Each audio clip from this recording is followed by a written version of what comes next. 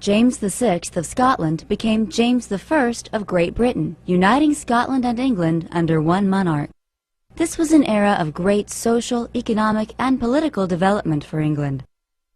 Despite England's unsuccessful exploration efforts in the 1500s, changes such as the Protestant Reformation, the defeat of the Spanish Armada, and the improving English economy put England firmly in position to colonize America in the early 1600s.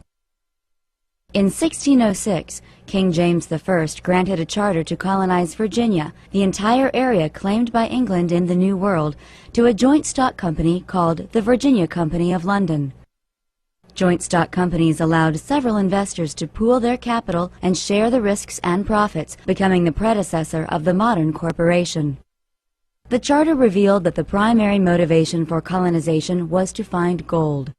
England was also interested in finding a sea passage through the New World to Asia and the Indies, establishing colonies and outposts to demonstrate English power and influence, and spreading Christianity and a European definition of civilization to the native people.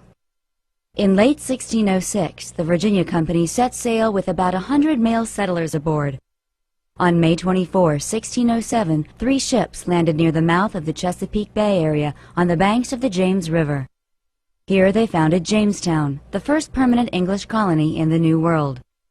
The settlers wanted to transplant their way of life as much as possible, which made the early years of Jamestown difficult for the colonists. The land was hot, humid, and mosquito-infested, and the settlers were mostly aristocrats and artisans who didn't know how to farm, fish, or hunt. Instead, they spent much of their time searching for non-existent gold. Many of the settlers who did not die on the trip to the New World died once they arrived from disease, malnutrition, and starvation. Shortly after, Captain Gosnold fell sick, and within 3 weeks died, Captain Radcliffe being then also very sick and weak, and myself having also tasted of the extremity thereof, but by God's assistance being well recovered. Captain John Smith, 1608. The Powhatan leader for numerous Algonquian-speaking Indian tribes in the region patiently observed and cautiously assisted the colonists. If it wasn't for the help of the Indians, the entire colony might have been lost. Our provision now being within 20 days spent, the Indians brought us great store, both of corn and bread ready-made, and also there came such abundance of fowls into the rivers as greatly refreshed our weak estates, whereupon many of our weak men were presently able to go abroad. The directors of the Virginia Company of London failed to provide the colony with effective guidance, and they continued to struggle. At this time were most of our chiefest men either sick or discontented, the rest being in such despair as they would rather starve and rot with idleness than be persuaded to do anything for their own relief without constraint. Captain John Smith provided much-needed leadership to the Jamestown settlers. Smith implemented a rule that he that will not work shall not eat. Despite the Indians' help and Smith's leadership, the colony was failing. The winter of 1609 to 1610 was called the starving time, when most of the settlers died of hunger and pestilence, leaving alive only 60 of the 400 who had come to Virginia by 1609.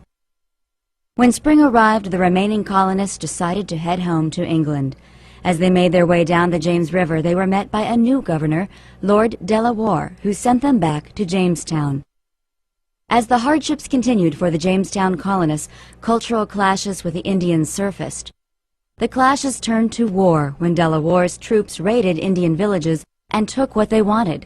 In 1614, a peace settlement ended the First Anglo-Powhatan War and was sealed with the marriage between a settler named John Rolfe and Pocahontas. However, the treaty with the Indians is not what saved the settlers. Rather, it was John Rolfe's realization that tobacco grown in the colonies could be sold profitably in England.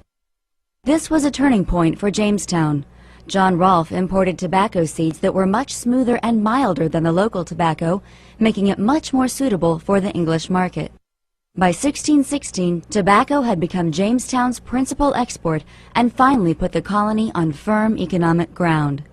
In 1624, King James had appointed a commission to investigate the London Company and their management of Jamestown. The committee recommended the court dissolve the company, so the king revoked the charter, making Virginia a royal colony directly under his control.